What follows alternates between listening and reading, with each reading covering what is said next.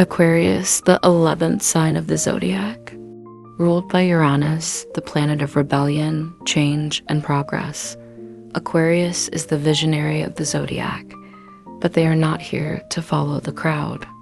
They are here to break free from it, to push boundaries, challenge norms, and create a future no one else can even imagine.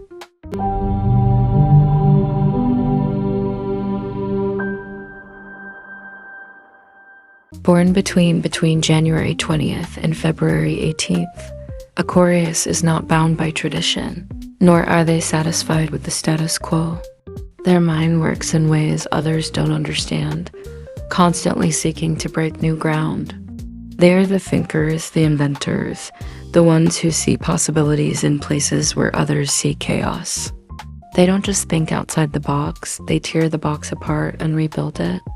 Aquarius is a constant quest for innovation and their ideas, ahead of their time. Aquarius' greatest strength lies in their originality. They are the ones who challenge the old ways, the ones who introduce radical ideas that transform societies. They see things through a different lens, and that intellectual power is their greatest tool. But their true strength lies in their independence. Aquarius is not afraid to stand alone, to stand out. They follow their own path, regardless of what others think. And when they set their mind on something, they pursue it with a relentless passion. But with their independence comes a certain detachment. Aquarius can sometimes seem cold, aloof, even distant. Their focus on the future can cause them to lose touch with the present and with the people around them. Their rebellion can also turn inward. Aquarius fights against the world, but sometimes they forget to connect with it.